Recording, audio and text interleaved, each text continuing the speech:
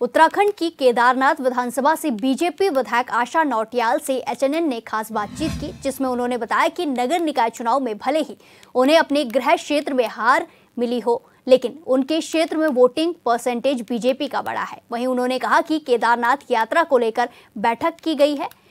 हक धारकों, हितधारकों, पुरोहितों समेत केदार क्षेत्र में तमाम व्यवसायों से जुड़े लोगों से बातचीत की गई।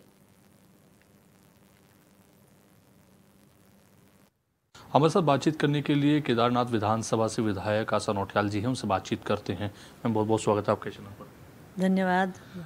मैम, जिस तरह से देखा जाए अभी हाल ही में निकाय चुनाव हुए हैं, लेकिन निकाय चुनाव में आप ही की गृह उसमें आपको हार मिली है, उसको कैसे देखते हैं?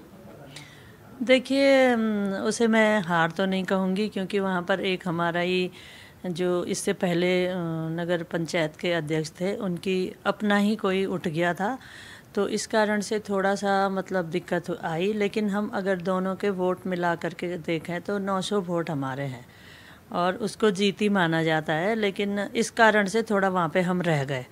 बाकी गुप्तकाशी में हम जीते हैं और पूरे ज़िले में हम 2 सीट हम जीते हैं, 2 निर्दलीयों के पास गई है, 1 कांग्रेस के पास गई है। तो निश्चित तौर पर वोट परसेंट अगर देखा जाए तो भारतीय जनता पार्टी का अधिक मतलब वोट परसेंट अधिक है। केदारनाथ से आप आते हैं और केदारनाथ धाम है, और ऐसे में धारक क्षमता बढ़ाने की बात हो रही है। किस तरीके से धारक क्षमता को बढ़ाया जा रहा है और हितधारकों से, पुरोहितों से किस तरह की वार्ता चल रही है? देखिए, केदारनाथ विधानसभा में जिस तरह से हमारी यात्रा का बहुत महत्वपूर्ण क्षेत्र है। केदारनाथ से लेकर हमारे मधमेश्वर, तुंगनाथ, 3 केदार वहाँ पे है, पंच केदार गद्दी स्थल वहाँ पर है। और मुख्य रूप से जब यात्रा प्रारंभ होती है तो उसकी व्यवस्थाओं के लिए कई बार मीटिंगें चलती हैं। इस बार हमने 3 महीने पहले बोला था कि हम यात्रा से 3 महीने पहले मीटिंगों को करेंगे, और वहाँ के जितने भी व्यवसायी हैं, घोड़े, खच्चर, डंडी, कंडी, होटल मालिक, हमारे टैक्सी यूनियन, केदार सभा के लोग, जो भी टेंट वगैरह वहाँ पर अपना रोज़गार करते हैं, सभी लोगों को बुलाकर उनसे चर्चा की जाएगी, उनके महत्वपूर्ण सुझावों को लिया जाएगा, और जैसे सबके सुझाव आएंगे उस हिसाब से यात्रा को आगे बढ़ाया जाएगा। तो हमने शुरुआत कर ली है।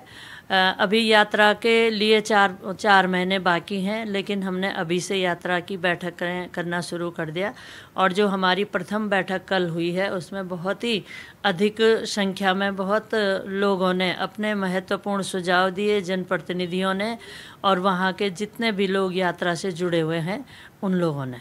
अच्छा, प्राधिकरण भी बनाया गया है चार धाम को लेकर के, प्राधिकरण वो किस तरीके से काम कर रहा है? और आखिरकार जिस तरह से आप बता रहे हैं 4 महीने हैं, उस 4 महीनों में किस तरह की तैयारी, ताकि आने वाले कल में जो केदारनाथ यात्रा करना चाहते हैं या 4 धाम यात्रा करना चाहते हैं वो सुरक्षित कर सकें, बरसात के दौरान में कई बार समस्याएं आती है, वो समस्या ना आए?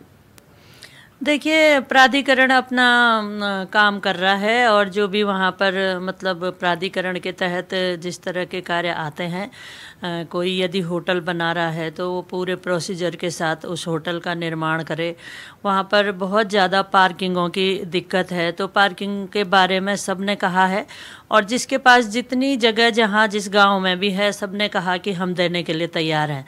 अपनी जो भी उनकी राजस्व लैंड है या पंचायत की लैंड है, तो सब ने बड़ा सपोर्ट किया, और ज़रा सी भी कहीं पे जगह है तो लोगों ने पार्किंग के लिए जगह देने के लिए कहा है। कहीं अगर रोड ख़राब है तो रोड के जो अधिकारी आए थे उन्होंने उस रोड को ठीक करने का आश्वासन दिया है।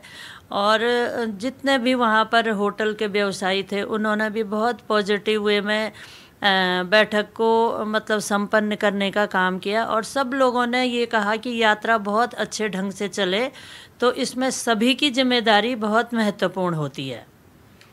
अभी जो है जिस तरह से प्राधिकरण और जो 4 धाम की धारक क्षमता को बढ़ाने के लिए मीटिंग की गई थी, उसमें जो है एक पुरोहित जो हितधारक थे उन्होंने कहा था कि पुरानी जो चली परंपरा आ रही है उसके साथ छेड़छाड़ ना हो, तो उसके लिए किस तरह की प्लानिंग की जा रही है? देखिए, निश्चित तौर पर अभी केदारनाथ में पुनर्निर्माण भी होना है, और वहाँ पर जो पूरी यात्रा है उसमें भी कई गांव हमारे केदारनाथ क्षेत्र के, मधमेश्वर क्षेत्र के, तुंगनाथ क्षेत्र के जो हकूकधारी हैं, ऊखीमठ क्षेत्र के, तो निश्चित तौर पर जो भी हक हकूकधारी हैं उनके हकों की रक्षा करते हुए कहीं उनको कोई ठेस न पहुँचे, उनको मतलब यात्रा में किसी तरह से उनके हकों पर कोई कुठाराघात न हो, इसका भी ध्यान रखा जाने के लिए वहाँ पर चर्चा हुई है। और निश्चित तौर पर जो लोग वर्षों से जिन्होंने मतलब बहुत मतलब कई पीढ़ियों से जो यात्रा को संभाल रहे हैं, यात्रा को जिन्होंने देखा है, और उस ज़माने में जब बहुत ज़्यादा कोई व्यवस्थाएं नहीं थी तो उन्हीं लोगों ने यात्रियों को कुछ न कुछ पानी खाना देने का काम किया। तो निश्चित तौर पर उनके हकों को ध्यान में रखकर ही यात्रा को आगे बढ़ाने का निर्णय हुआ है, काम हुआ है। आप ही के क्षेत्र में कुछ लोग जो है पुल के निर्माण की मांग कर रहे हैं, आपको लगता है कि आप उसके लिए कितना काम कर पा रही हैं? देखिए, बहुत सारे पुल हैं जिनका निर्माण होना है और ये अच्छी बात है कि हर गांव में सड़क के निर्माण हो रहे हैं। सड़क के साथ साथ जहां नदी नाले हैं वहां पुल भी बनने ज़रूरी है। तो एक डमार गांव है जहां मोटर रोड का कई मतलब 8-9 सालों से मोटर रोड का निर्माण हो चुका है, लेकिन वहां पे मंदाकिनी में एक पुल बनना है। पुल में कोई दिक्कत नहीं है, पैसा पर्याप्त है और आधा अधूरा काम भी हो चुका है, लेकिन थोड़ा सा वेरिएशन का उसमें मामला था जिसमें एस्टिमेट शासन को आया हुआ था, तो उसकी स्वीकृति की वो लोग मांग कर रहे थे और ठेकेदार को जल्दी काम शुरू करने की बात थी।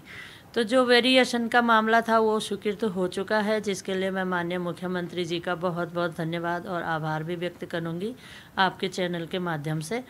बाकी ठेकेदार से बात हुई है और निश्चित तौर पर इसी हफ्ते वहाँ कार्य प्रारंभ हो जाएगा। धन्यवाद।